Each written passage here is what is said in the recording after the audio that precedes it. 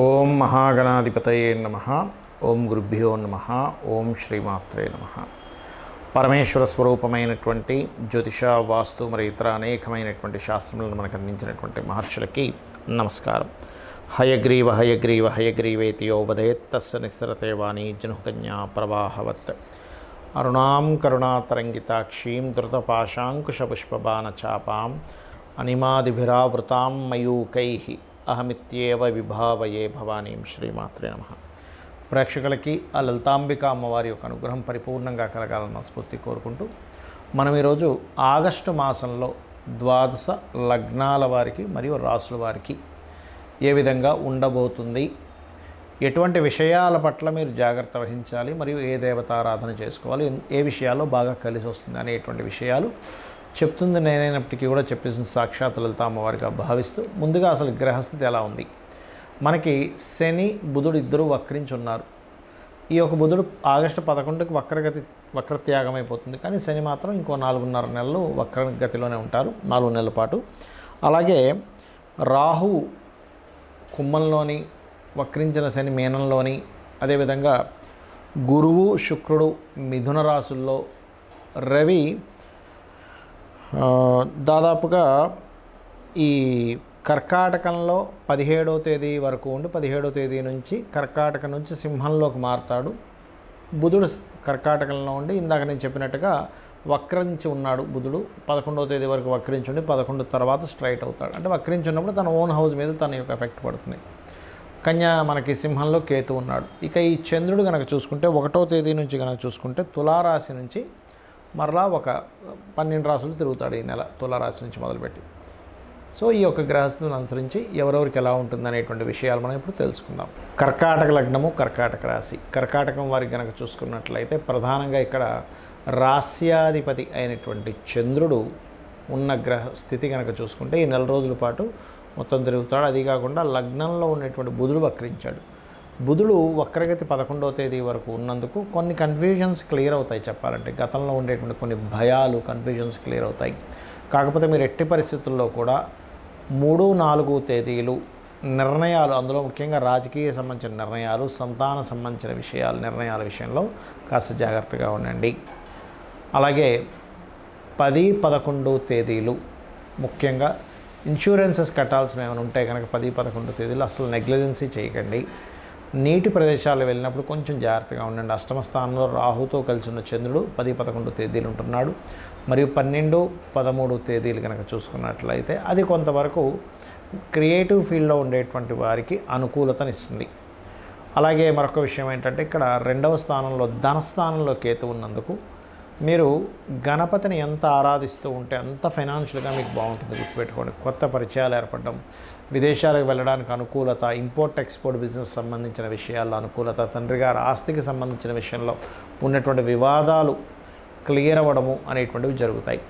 అదేవిధంగా మీరు ఏదైనా ప్రాపర్టీ కూడా కొంటారు, ప్రాపర్టీ కానీ వాహనం కానీ కొత్త కోర్సెస్ చేయడానికి కానీ చాలా అనుకూలంగా ఉంది. చెప్పాలంటే సంతాన సంబంధించినటువంటి విషయాల్లో కూడా ఇందాక నేను చెప్పినట్టుగా కాస్త 3, 4 తేదీలు కొంత జాగ్రత్తగా ఉండాలి.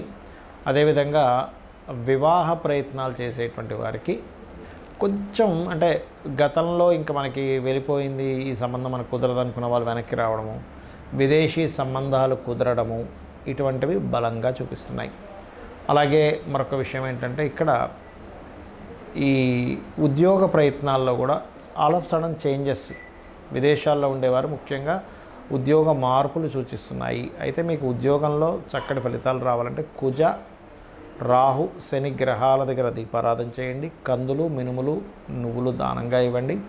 ఓం మాణిక్య మకుటాకార జానుద్వయ విరాజితాయ నమః చేసుకోండి. అన్ని విధాల మీకు బాగుంటుంది. జాతక చక్రాన్ని చాలామంది కేవలం గోచార ఫలితాలు మాత్రమే రూల్ చేస్తాయి అనుకుంటారు. గోచార ఫలితాలు కొంతవరకు రూల్ చేస్తాయి.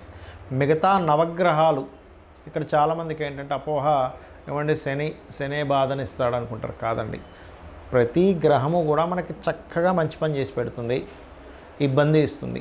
అంటే ఎలాగా ఇబ్బంది అంటే తన స్వయంగా తన ఇష్టం వచ్చినట్టుగా ఇవ్వడం కాదు, మన కర్మ, పూర్వజన్మలో చేసుకున్నటువంటి కర్మ ఆధారంగా ఆ యొక్క ఫలితాలు జరుగుతూ ఉంటాయి. గుర్తుపెట్టుకోండి. అయితే ఇక్కడ మీరు గమనించినట్లయితే ఈ యొక్క గ్రహాలు ఏవైతే ఉన్నాయో ప్రధానంగా మన మన చూసుకోండి, మనకి నవగ్రహాలు రవి నుంచి కేతువు వరకు ఆ ఉన్న కండిషన్ బట్టి, అంటే ఉదాహరణకి మీరు లైఫ్లో ఎప్పుడు బాగా డిప్రెస్గా ఉంటున్నారు, ఎదగలేకపోతున్నారు అంటే మొట్టమొదటిగా మీ లగ్నాధిపతి ఎవరో గుర్తించండి. లగ్నాధిపతి ఎవరో ఆ యొక్క అధిష్టాన దేవతకి దీపారాధన చేసుకోవడము, లేకపోతే 12 లగ్నాల్లో ఏ లగ్నం అయిందో ఆ గ్రహానికి దీపారాధన చేస్తే ఖచ్చితంగా మీరు పేరు ప్రఖ్యాతులు సంపాదిస్తారు. దాంతోపాటు రవిగ్రహం ఎలా ఉందో చెక్ చేసుకోవాలి.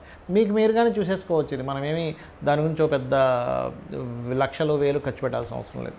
మీకు మీరుగానే నెట్లో కొడితే మీ లగ్నం ఏంటంటే డేట్ ఆఫ్ బర్త్ టైం కొడితే మీ లగ్నం వచ్చేస్తుంది. మీది ఫలానా లగ్నము, మీ లగ్నానికి అధిపతి ఇదని వస్తుంది. అంటే ఇప్పుడు మీకు తెలియదు అనుకోండి, ఉదాహరణకి మేషము అనుకోండి, మేషానికి వృశ్చికానికి కుజుడు, కుజగ్రహం దగ్గర, వృషభానికి తులాకి శుక్రుడు, బుధుడు, మిథునానికి కన్యకి బుధుడు, కర్కాటకానికి చంద్రుడు, సింహానికి రవి, ధనుర్మీన లగ్నాలకి గురువు, రాసైన లగ్నమైన గురువు అవుతాడు. మకరము మరియు కుంభానికి శని. దీంతోపాటు లగ్నంలో ఒకవేళ రాహు కానీ కేతు కానీ ఉంటే వాటికి కూడా చేసుకోవచ్చు. లగ్నంలో ఏదైనా గ్రహం ఉంటే ఆ గ్రహ ఆరాధన, ఆ గ్రహానికి దీపం పెట్టుకుంటే కూడా మీరు లైఫ్లో ఎదుగుతారు. అదేవిధంగా మీ ధనాధిపతి ఎవరు, ఎంతసేపు ఎల్నాడ్సిన వచ్చిందండి కాల్సప యోగం ఉందని అందుకే నేను ధనం సంపాదించట్లేదు కాదు.